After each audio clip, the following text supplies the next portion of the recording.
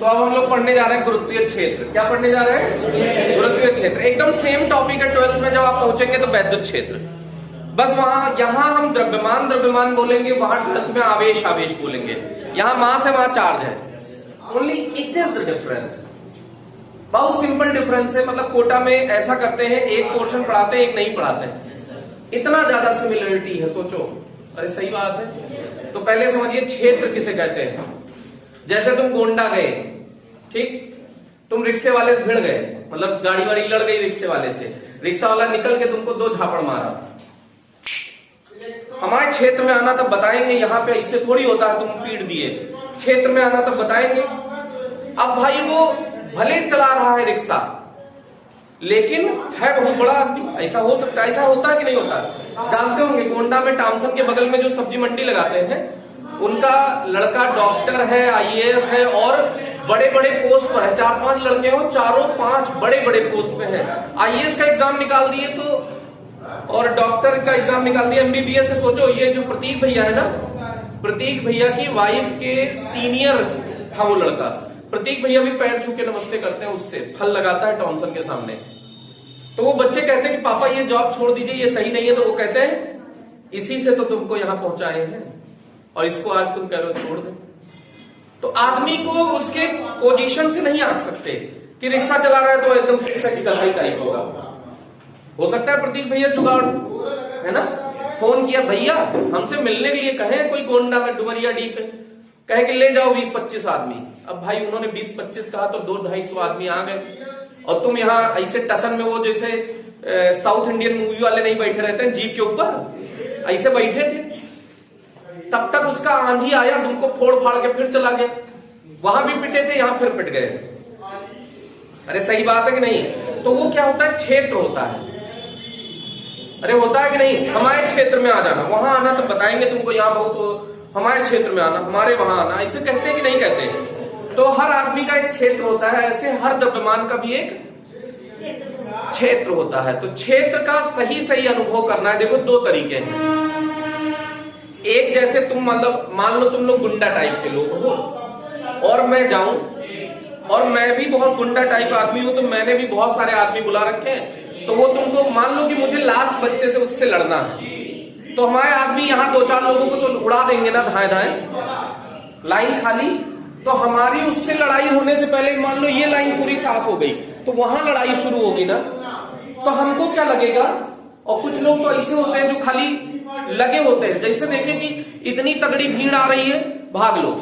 तो पहली लाइन तो भाग के साफ हो गई, दूसरी लाइन लड़के साफ हो गई, तीसरी लाइन वालों ने थोड़ा सा अपोज किया, तो मुझे क्या लग रहा है इसके आदमी यहां से है, जबकि रियलिटी में आदमी यहां से थे ना। तो मैं जब ताकतवर था तो मैंने सही अंदाजा लगाया कि नहीं लगा पाया? नहीं लगा पाया। अरे सही बात है ना, क्योंकि कुछ लोग तो भाग गए ना भीड़ देखते। ये लोग भी तो तुम्हारे आदमी थे, तो फील्ड तो तुम्हारी ही थी ना, नहीं आया। और दूसरा स्टाइल, जैसे कुछ लोगों के होता है खाली गुस्सा होता है, जहां देखो वहीं पीटे जाते हैं। ऐसे बहुत सारे टाइप के लोग होते हैं दुनिया में, कि मतलब जहां देखेंगे औकात है नहीं, गरिया देंगे और गाली देंगे, फोड़े जाएंगे, फिर और गरियाएंगे और फोड़े जाएंगे। तो ऐसे होते हैं बहुत सारे लोग। अब मान लो ऐसे कोई मरिल्ला टाइप हो, और तुमने कहा कि हमारे क्षेत्र में आना, तुमने बहुत तगड़े आदमी लगा रखे हैं, पता चला वो तो गधा टाइप है, झंडू टाइप। वो आया मरिल्ला से, हम डट जितना गाड़ी आ रहा दिया दावत रहा, बस जैसे ये पहली लाइन यही लोग पीट देंगे ना, तो उसकी सही ताकत का अंदाजा हो पाएगा कि नहीं हो पाएगा? हो जाएगा कि नहीं हो जाएगा? तो अगर जो द्रव्यमान है, अगर उसकी ताकत कम है, तो वो सही बल का अनुभव कर लेगा कि नहीं? कर लेगा। और जो द्रव्यमान है, अगर वो ताकतवर नहीं है, वो ताकतवर है खुद, तो कुछ ना कुछ तो तुम्हारी फील्ड कैंसिल कर देगा ना, कुछ ना कुछ तुम्हारा क्षेत्र कैंसिल कर देगा। बोलो भाई, नहीं आया? तो जो द्रव्यमान होना चाहिए वो बहुत अल्प होना चाहिए, जब दूसरे के फील्ड का अनुभव करना हो। नहीं आया? अगर तुम्हारे फील्ड का अनुभव करना चाहते हैं, मान लो कि तुम्हारी फील्ड कहां तक है, तुम्हारी ताकत कहां तक है, तो सामने वाला बहुत कमजोर होना चाहिए ना यार। अगर सामने वाला ताकतवर हुआ तो तुम्हारे तो 2-4 आदमी तो वैसे गायब हो जाएंगे। तुम्हारी फील्ड यहां तक होगी लेकिन पता नहीं चल पाएगा, लगेगा कि फील्ड पीछे से स्टार्ट है। तो रियल फील्ड का एहसास करने के लिए आदमी कैसा होना चाहिए, जो आप ऑब्जर्व करने जा रहा हो, जैसे मैं महसूस करने जा रहा हूं मान लो, तो मैं मरीला सा होना चाहिए, ऐसे से पहुंचू कि जैसे पहला आदमी चाहे एकदम कमजोर से कमजोर भी लगा वो भी एक तमाचा मार दे। अच्छा, यहां से फील्ड शुरू है। अरे सही बात है कि नहीं? और अगर वो मतलब मैं बहुत पावरफुल हूं, मेरे आगे 10-20 गाड़ियां चल रही हैं, तो जैसे पहुंचूंगा दो चार लोग तो गायब हो जाएंगे ना, कहेंगे उनसे कौन लड़ेगा, पहले बताए नहीं कि इतने बड़े आदमी से लड़ना है। होता है कि नहीं होता? तो इसका मतलब है फील्ड का एहसास करने के लिए जो आदमी जाना चाहिए वो बहुत कम औकात का होना चाहिए। अरे सही बात है ना? तो सुनो, गुरुत्वीय क्षेत्र किसे कहते हैं, पहले ये सुनो।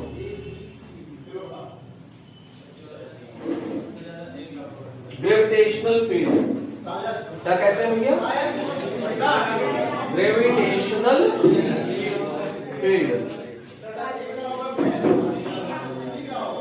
जैसे मान लो कि वो जो पीछे बच्चा बैठा है उसकी फील्ड को चेक करना है, तुम लोग उसके आदमी हो, तो किसी उसको द्रव्यमान बोलेंगे हम, क्योंकि द्रव्यमान की चर्चा होगी। तो किसी द्रव्यमान के चारों ओर का वह क्षेत्र, किसी द्रव्यमान के चारों ओर का वह क्षेत्र जहां कोई अन्य द्रव्यमान बल का अनुभव करे। नहीं आया? उसके तुम लोग किसने लगा रखे तुमको? उस बच्चे ने लगा रखे कि आ रहे एक लोग, फोड़ देना तुरंत, देखते ही फोड़ देना ना। तो तुम उसके आदमी हो और मैं बल अनुभव करने जा रहा हूं। मैं किसका अनुभव करने जा रहा हूं? बल का अनुभव करने जा रहा हूं। तो किसी भी द्रव्यमान के चारों ओर का वह क्षेत्र, बोलो, जहां कोई अन्य द्रव्यमान बल का अनुभव करता है, बल का अनुभव करता है, गुरुत्वीय क्षेत्र कहलाता है। ठीक? The field around any mass where any other mass experiences force. The field around any mass where any other mass experiences force is called gravitational field of that मास।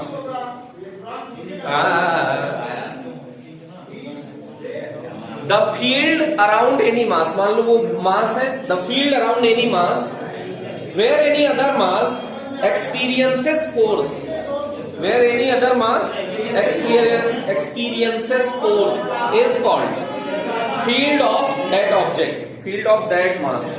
चलेगा?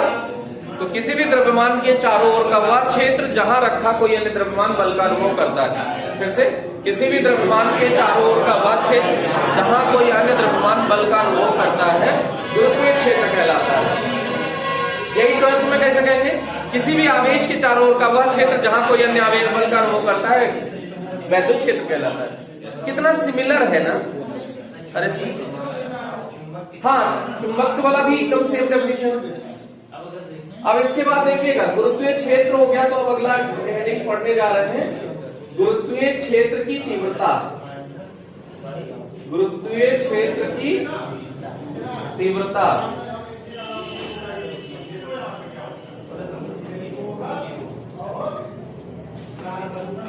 Gravitational field intensity. Gravitational field intensity, गुरुत्वीय क्षेत्र की तीव्रता।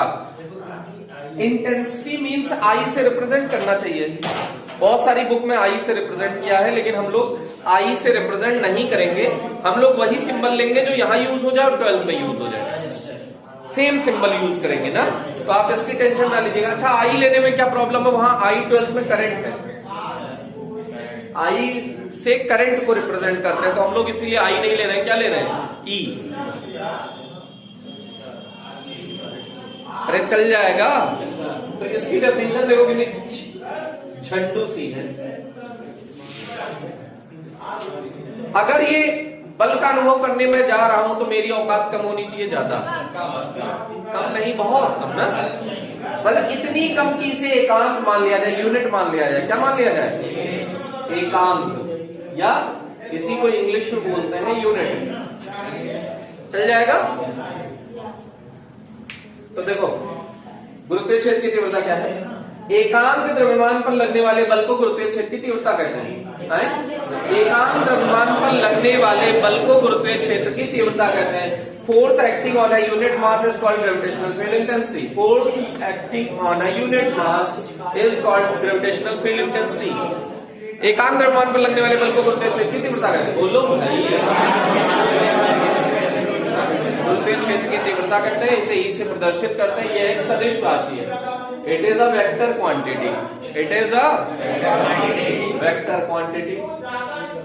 चल जाएगा। तो इसका मतलब ये एक हो गया, ये एक हो गया। तो ई बल है क्या? ई भी बल ही तो है। जब मेरे ऊपर बल लगे, मैं m द्रव्यमान का हूं, मेरा द्रव्यमान बहुत ज्यादा है, तो जब मेरे ऊपर बल लगे तब उसको कहेंगे बल। और मान लो ये 1 किलो का है, मान लो ये कितने किलो का है? 1 किलो का। तो जब इस पे कोई बल लगाए तो उसको कहेंगे तीव्रता। जब ये m 1 किलो हो जाएगा तो E = F ही तो हो जाएगा परिमाण में। तो लो भाई, मतलब बल ही तीव्रता है, बल ही तीव्रता है। लेकिन वो बल किस पे लगे? 1 किलो पे। एकांक मास पे लगे, एकांक द्रव्यमान पर लगे बल। बल किस पे लगे? एकांक द्रव्यमान पर। तो उसे क्या कहेंगे? तीव्रता। जब एकांक द्रव्यमान पर बल लगेगा तो क्या कहेंगे? और जब मेरे ऊपर बल लगेगा तो क्या कहोगे? बल। मेरे ऊपर बल लगेगा तो क्या कहोगे? और जब एकांक द्रव्यमान पर लगेगा तो क्या कहोगे? तीव्रता। तो क्या बल तीव्रता है? क्या बल तीव्रता है? बस उसका नाम बदल दिया क्योंकि उसको किस पे लगा रहे हैं? यूनिट मास पे, छोटे से मास पे लगा रहे हैं। एकांक मास भी ले किसके रिस्पेक्ट में रहे? अर्थ के। अर्थ का वेट, वजन है, मास है, सॉरी 6 × 10⁴ kg। 6 × 10⁴ kg। उसके रिस्पेक्ट में देखो कितना चूजा था, 1 किलो। वो भी खुदक रहा है, मेरा भी द्रव्यमान है, तो उसका द्रव्यमान लगभग नगण्य है, लगभग नगण्य है, नेग्लिजिबल है। सही बात है। तो एकांक द्रव्यमान पर जो बल लगेगा उसी बल को हम लोग आज से क्या कहेंगे? तीव्रता। नहीं आया, नहीं आया, नहीं आया, आया क्या? तो एकांक द्रव्यमान पर लगने वाले बल को गुरुत्वीय क्षेत्र की तीव्रता कहते हैं। एकांक द्रव्यमान पर लगने वाले बल को force acting on a unit mass is called gravitational field intensity. Force acting on a unit mass is called gravitational field intensity. चल जाएगा क्या भाई? चल जाएगा। दौड़ेगा, बहुत बढ़िया, दौड़ेगा। इतना समझ में आ गया क्या? अब calculation of gravitational field intensity.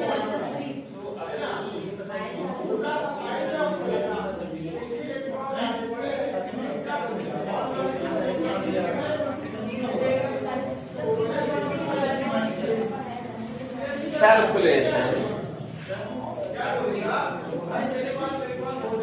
gravitational field intensity नहीं लिखा है, क्या लिखा है? इंटेंसिटी। क्या लिखा है? तो देखो देखो देखो, वेक्टर फॉर्म में लिखने जा रहे हैं। किसमें लिखने जा रहे हैं? वेक्टर फॉर्म में। तो दिल था कि बेटा ये कैपिटल है, मास की अर्थ है। कितने मास की अर्थ है? कैपिटल है। इसका रेडियस यहां से r डिस्टेंस पर एक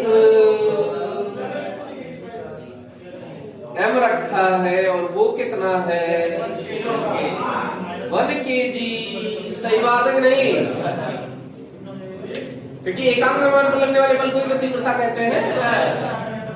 अब सुनो भाई, सुनो, नंबर देखो 1 2, किसको 1 दे, किसको 2 दे? इसको 1 दे दे, इसको 2 दे दे। जो पीडीएफ में उल्टा सीधा हो सकता है, समझ में आना चाहिए कॉन्सेप्ट। चल जाएगा क्या? तो देखो, इसको अर्थ अपनी तरफ खींचेगी कि नहीं खींचेगी? तो देखो देखो देखो, क्या ये इधर की तरफ इस पे फोर्स लगेगा? क्या इधर की तरफ फोर्स लगेगा? तो force acting, force on 1 due to 2 ऐसा होगा क्या? कैसे पढ़ेंगे बेटा? Force on 1 due to 2 F12 को कैसे पढ़ेंगे भैया?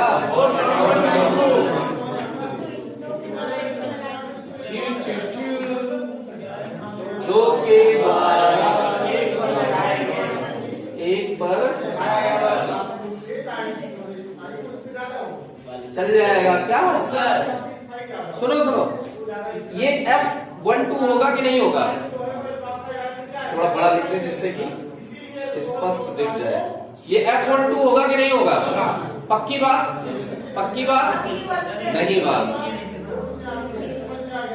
एकांक द्रव्यमान पर यह बल लग रहा है। किस पे ये बल लग रहा है? यूनिट मास पर ये फोर्स लग रहा है। तो इसी को नाम क्या दे देंगे? ई। इसी को नाम क्या दे देंगे? ई। उड़ गया जी, उड़ गया ना? अरे ये F था तो F कहेंगे कि इसे ई कहेंगे? आप कहेंगे ना ई? क्यों कहेंगे ई? क्योंकि ये एकांक द्रव्यमान पर बल लगा, इसलिए आज से इसे ई कहेंगे। बोलो सही बात गलत बात? ये है बल, ये क्या है? लेकिन ये किस पर लगा है? इसीलिए इसे क्या कहेंगे? चल जाएगा जी। बोर्ड पे देखो, बोर्ड पे ये नीचे की तरफ लगा। अब डिस्टेंस लिख लो।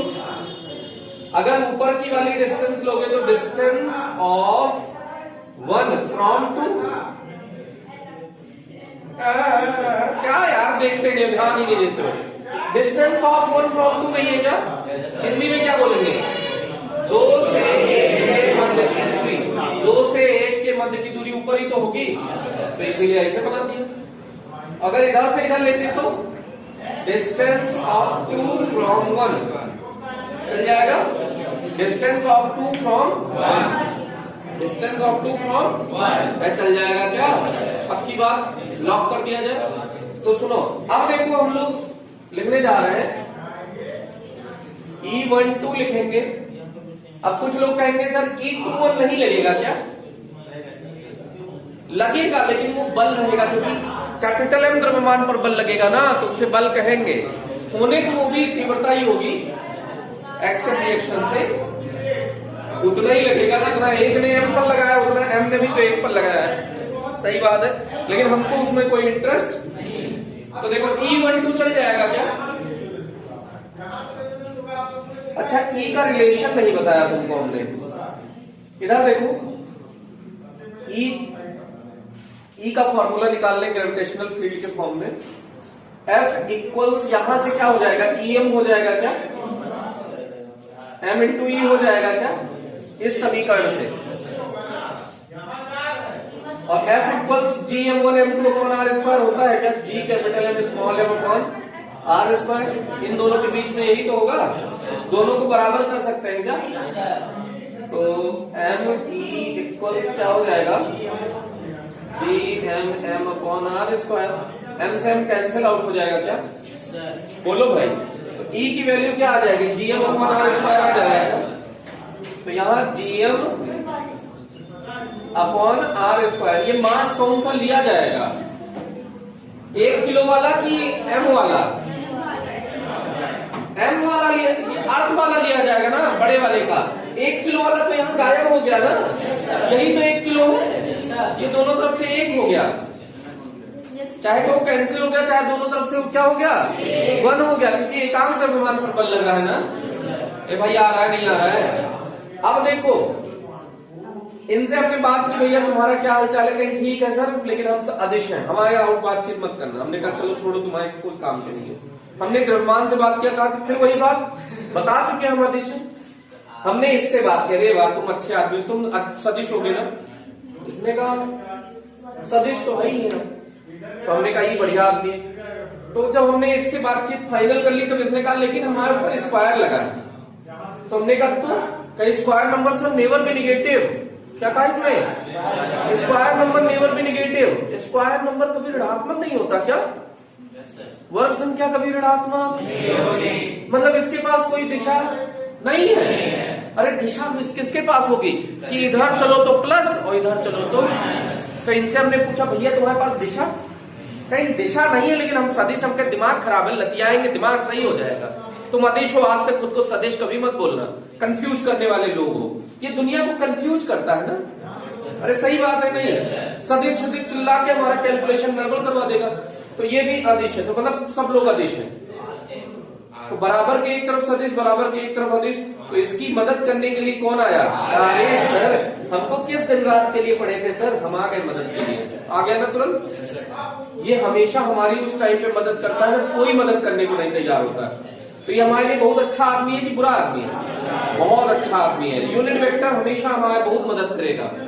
अरे बहुत अच्छा आदमी है ना। तो अब ये 1 2 है, तो यूनिट वेक्टर से, यूनिट वेक्टर ने कहा सर इससे मत लिखो हमको, हमारी पूरी डेफिनेशन लगाओ तभी मजा आएगा। हमने कहा क्या डेफिनेशन है, तो बोलो बोलो यूनिट वेक्टर की डेफिनेशन क्या है? ऐसी सदिश राशि जिसका परिमाण एकांक हो तथा दिए गए सदिश के, तो दिया गया सदिश है E12, इसमें E12 ही तो है, तो उसके सदिश कौन है? 1 2 या 2 1? बोलो भाई बेटा, बोर्ड पे देख के बोलना है ना, नीचे देख के जवाब देते हो। तो यहाँ 2 1 लिख दिया जाए, इनको 2 1 लिख दिया जाए, इनको चाहे 2 1 लिखो चाहे 1 2 लिखो, या आलसी आदमी इनके ऊपर कोई फर्क नहीं पड़ता, क्योंकि स्क्वायर नंबर है ना, तो इसलिए इसको भी लिख दिए खाली डेकोरेशन के लिए, देखने में सुंदर लगे ना। अरे सही बात है कि नहीं? अब इसको थोड़ा सा इससे किया जा सकता है क्या?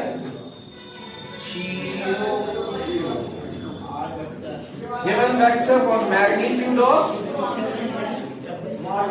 गिवन वेक्टर, अरे चल जाएगा, चल जाएगा।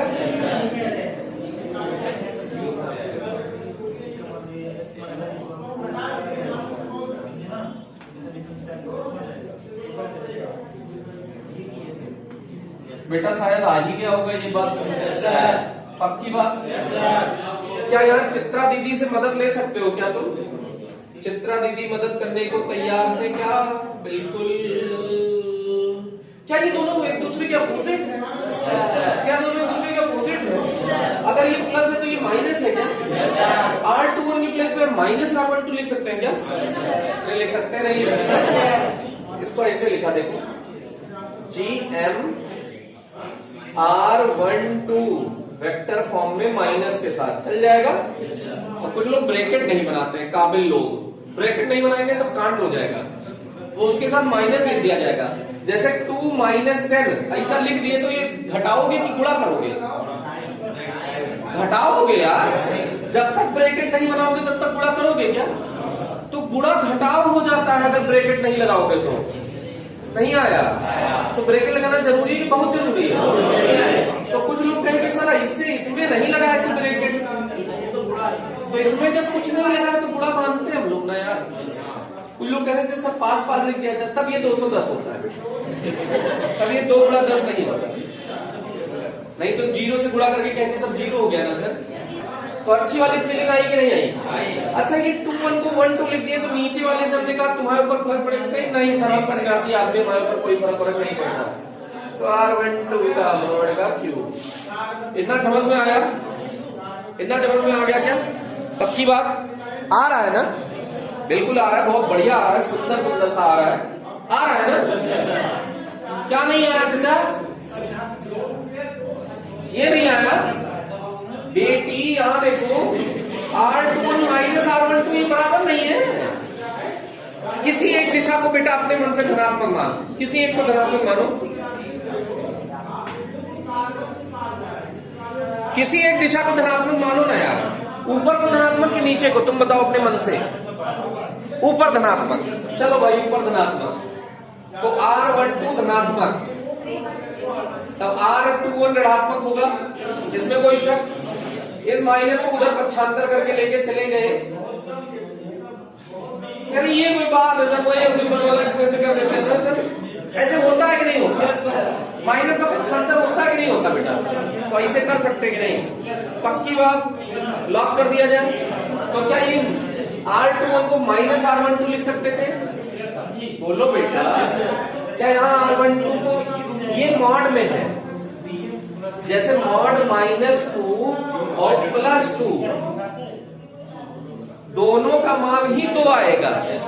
मॉड के अंदर ऋणात्मक ऋणात्मक नहीं होता, धनात्मक धनात्मक नहीं होता, तो चाहे लिखें R12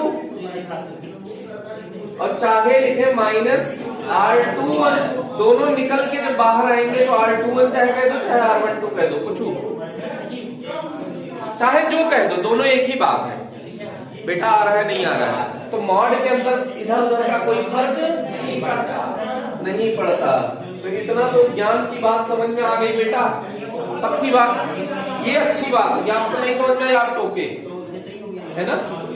अभी भी ना आए तो पूछ सकते, फ्री हो एकदम दिल खोल के। इतना समझ में आया क्या? क्या 2-1 को 1-2 समझ में आया? क्यों लिख दिया? क्योंकि मॉड के अंदर कोई फर्क नहीं पड़ेगा। तो देखो E12 माइनस आगे गुणा कर सकते हैं क्या? GM R12 का क्यूब R12 का वेक्टर।